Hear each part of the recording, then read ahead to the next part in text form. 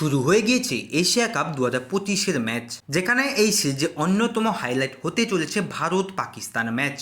দুই চির প্রতিদ্বন্দ্বী দেশ ফের একবার 22 গজে মুখোমুখি হতে চলেছে একে অপরের। পহেলগাঁও জঙ্গি হামলা, ভারতের মোক্ষম জবাব অপারেশন সিন্দুরের পর এই প্রথম মুখোমুখি দুটি টিম 22 গজে নামতে চলেছে।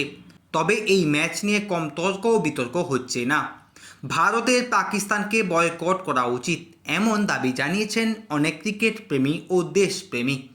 এবার সোজা সুপ্রিম কোর্টের দ্বারস্থ। হ্যাঁ বন্ধুরা, তোমরা ঠিক শুনেছ, দাবি করা হলো এই ম্যাচ বন্ধ করার।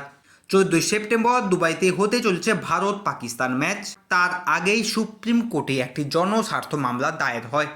আইনের পড়ুয়া ও তার 3 সতীর্থ মিলে সংবিধানের 32 ধারার অধীনে জনস্বার্থ মামলা করেন।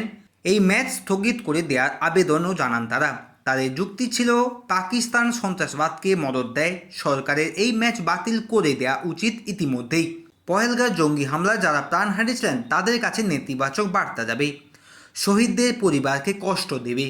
মামলাকারীরা আরও বলেন, যে দেশ সন্ত্রাসবাদকে আশ্রয় দেয় তাদের সঙ্গে খেললে তার সেনাবাহিনীর মনোবলকে দুর্বল করবে। জাতীয় স্বার্থ, নাগরিকদের বা সেনার আত্মত্যাগের থেকে বেশি গুরুত্ব দেওয়া যায় না ক্রিকেটকে, এমনই দাবি করেন মামলাকারী। তবে সুপ্রিম কোর্টের বিচারপতি জে.কে. মহেশ্বরী ও বিচারপতি বিজয় বিষ্ণইর বেঞ্চ এই মামলাটি শুনতেই অস্বীকার করেন। বলেন, এটা একটা ম্যাচ মাত্র, হতে দিন, রবিবার ম্যাচ, এখন কি করা যেতে পারে।